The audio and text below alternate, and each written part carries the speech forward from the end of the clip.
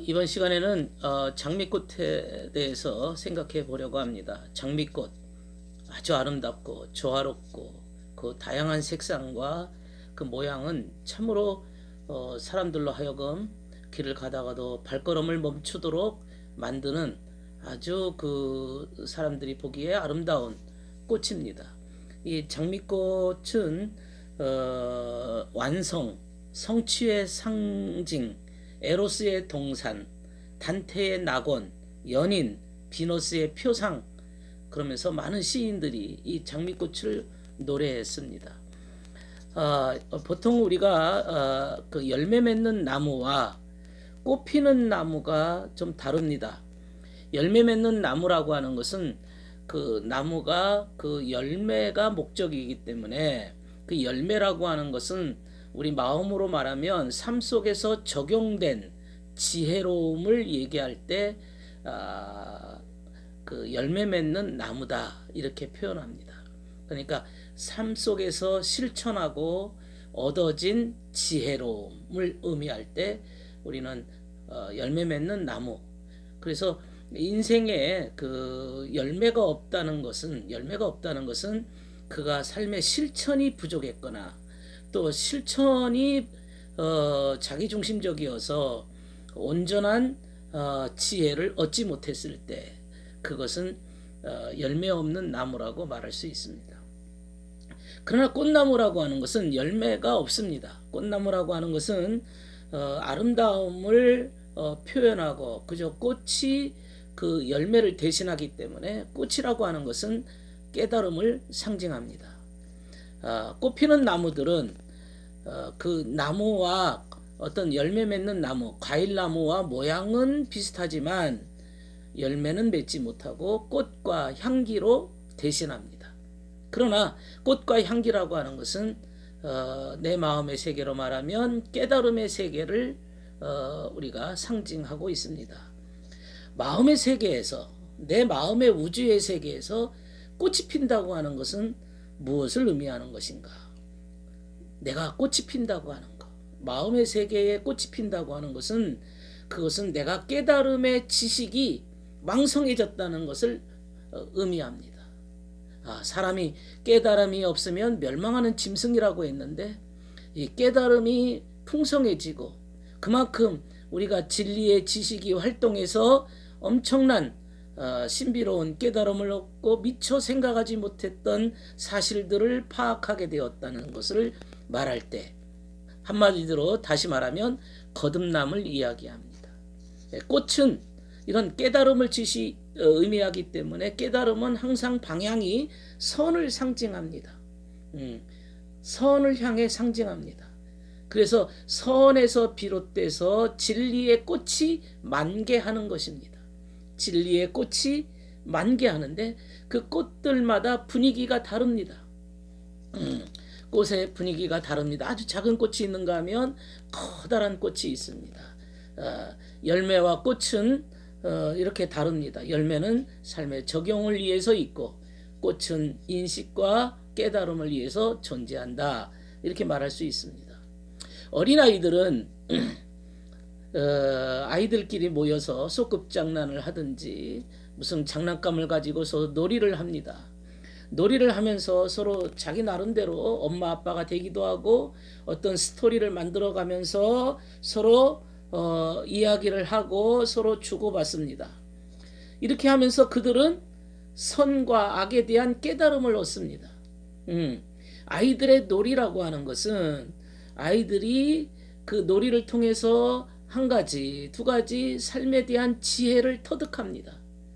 그러므로 놀이라고 하는 것은 아이들에게 있어서 꽃이 피는 것과 같다 말할 수 있습니다.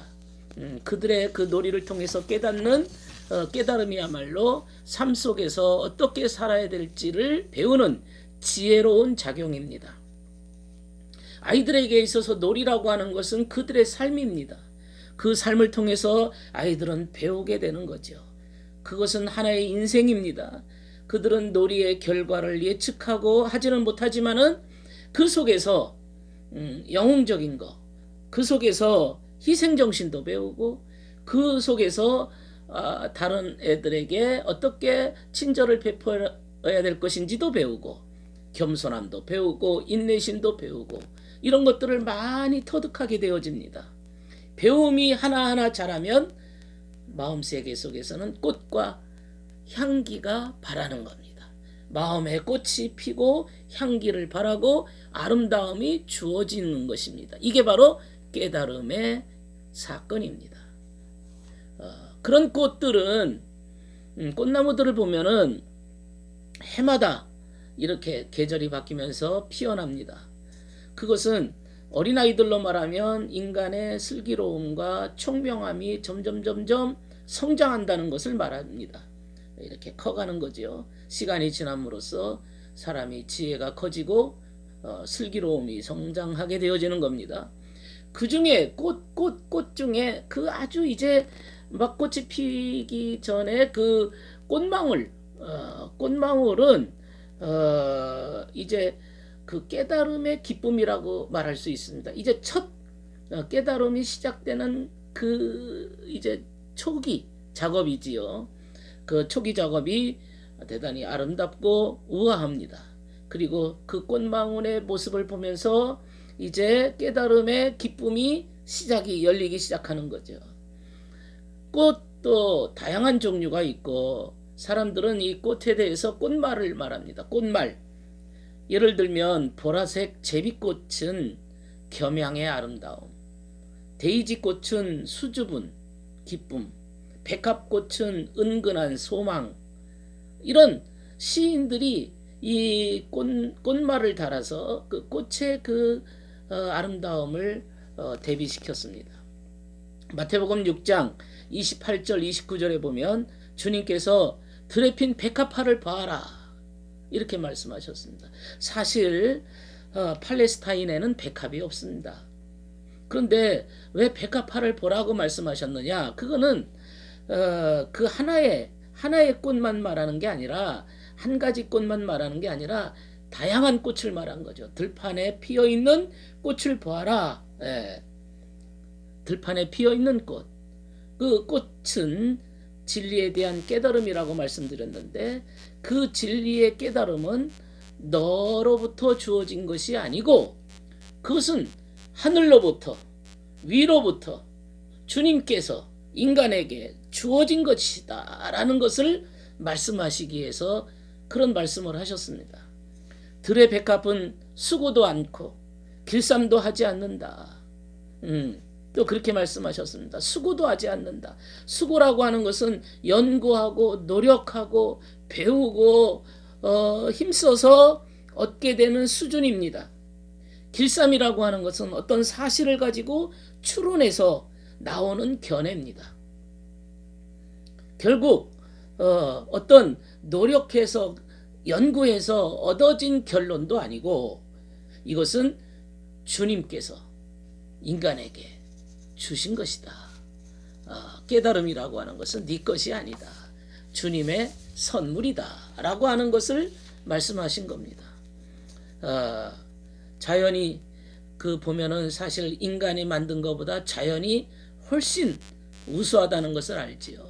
사람이 만든 것은 금방 고장나고 썩지만 자연의 것은 정말로 그 예술가의 그림과도 비교할 수가 없고 그 사람이 만든 꽃과는 또 비교할 수 없는 그 살아있는 꽃은 인간이 비할 바가 안 됩니다. 인간의 손으로 만든 것과는 비교할 바가 안 됩니다. 사람이 만든 옷감도 대단히 정교하고 아름답지만 그보다 나뭇잎의 섬유의 그 조직은 그 가로와 세로로 짠 그것을 보면은 너무나도 정교하고 일렬로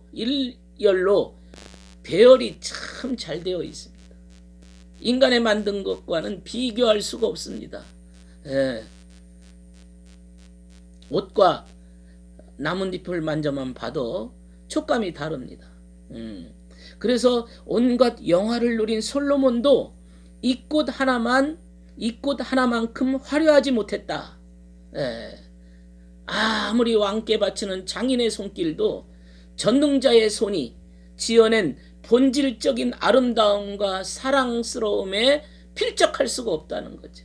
너무나 자연의 위대함과 아름다움을 말하고 있습니다. 근데 왜 여기 보면 솔로몬 왕을 말했을까요? 왕이라고 하는 것을 우리가 보통 그 상징성을 말하자면 왕은 최고의 법을 말하는 사람입니다. 왕의 말이 법입니다. 그야말로 그 시대 그 백성들에게 그 나라에 적용되는 진리입니다. 그러니까 어떤 원리입니다. 원리. 그러니까 왕이 솔로몬이 입은 옷이라고 하는 것은 그 임금이 이해하고 있는 진리의 모양입니다. 그게 솔로몬의 입은 옷입니다. 그런데 들에 있는 꽃 백합화하고는 비교할 수가 없습니다. 그만큼 진리의 수준이 차이가 난다는 거죠. 인간의 솔로몬의 옷이라고 하는 것은 인간의 법, 인간의 지식, 인간이 만든 원리와는 자연의 꽃에 비하면, 깨달음에 비하면, 하나님의 깨달음에 비하면 너무나도 비할 것이 못 된다. 그런 뜻입니다. 차이가 난다는 거죠. 비교할 수가 없다는 겁니다. 그리고 주님께서는 이런 백합화를 말씀하신 다음에는 풀을 또 말씀하셨습니다. 오늘 있다가 내일 아궁이에 던지는 들풀도 하나님께서 이처럼 입히시거든 하물며 너희야 얼마나 더 잘 입히시겠느냐, 이런 말씀을 하셨습니다. 여기서 풀이라고 하는 것은 어떤 그 풀이라고 하는 것은 오늘 있다가 내일 아궁이에 던져진다. 풀이 아궁이에 들어간다. 풀이 아궁이에 들어간다. 아궁이라고 하는 것은 불 때는 곳이거든요. 이것의 영적인 의미는 불이라는 것은 사랑의 열기입니다. 불은 사랑입니다. 사랑.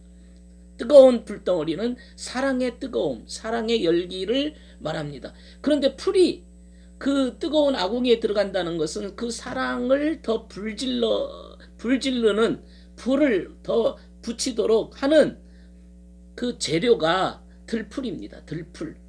왜 들풀이라고 얘기했을까요? 풀이라고 하는 것은 어떻게 하면 그 또 하나의 지각입니다. 그것도 생각에 그 풀도 시들어진다라고 하는 그 풀이 시든다고 하는 의미는 인간의 지각이라고 하는 것, 인간의 생각이라는 것도 역시 뜨거운 열정을 불질르는 것들입니다. 그러니까 어떤 사람이 어떤 의심을 자꾸 하다 보면 막 그 생각을 자꾸 반복하다 보면 의심의 불이 막 확 불타오르는 것과 같습니다. 어떤 분노를 갖게 되면 그 분노에 대한 그 생각을 자꾸 반복하다 보면 그 분노가 더 불질러 버리는 것과 같습니다. 그러니까 어떤 생각이나 사상은 어떤 뜨거운 열정, 분노이든지 의심이든지 어떤 열정을 더 불사르게 만드는 그러한 재료들입니다. 인간이 가지고 있는 생각이나 사상은 어떤 사실을 더 불태우게 만드는 재료와 같습니다. 그게 풀입니다. 풀. 그 풀이 아궁이에 들어간다고 하는 것은 가만히 있는 사람들을 막 불지르는 거죠. 마음을 막 부추기는 겁니다. 더 그냥 뜨거워지게 만들어는 그런 요소들입니다. 사랑의 불꽃을 피울 목적으로 들풀을 아궁이에 집어넣습니다. 사상을 집어넣습니다. 그리고 주님께서 하시는 말씀이 하물며 너희야 얼마나 더 잘 입히시겠느냐.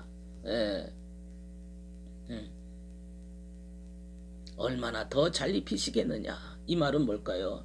주님께서는 우리의 필요를 아시고, 특별히 주님은 우리를 향한 섭리적 관점을 가지시고 돌보신다.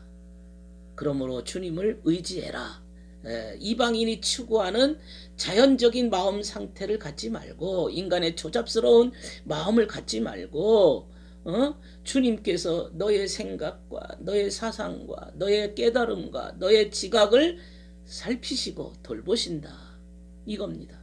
사실 우리의 생각을 주님이 돌보시지 않으면 우리는 쓸데없는 망상에 젖어버립니다.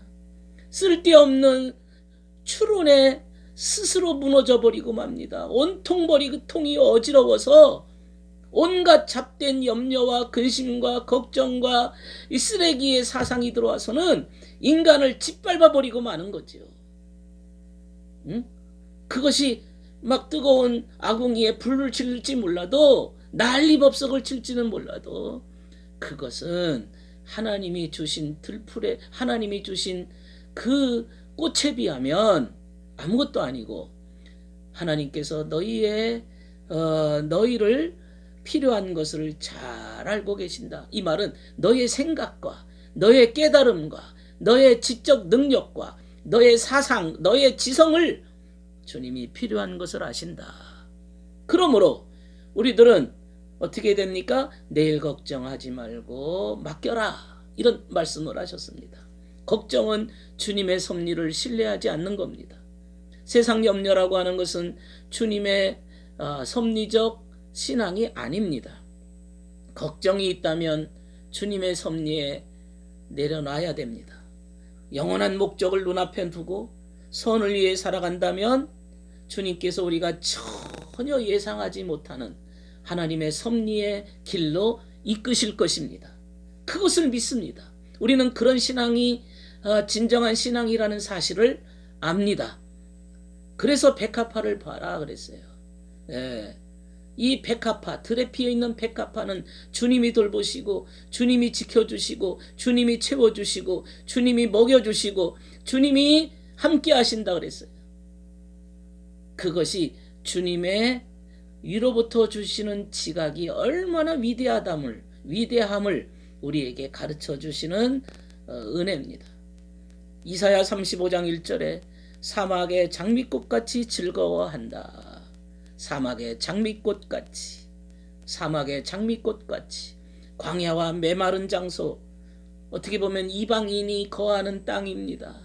주님을 모르는 사람들이, 주님을 배격하는 자들이 있는 그곳에서, 사막에서 장미꽃같이 진리의 가르침이, 진리의 그 소망이, 깨달음이 핀다 이거죠. 온통 사막이고 메마른 광야지만 그곳에서 깨달음이, 지각이 열려지고 그 속에서 향기가 나오고 즐거움과 기쁨이 넘치게 됩니다. 올 한 해도 이런 기쁨이 있기를 바랍니다.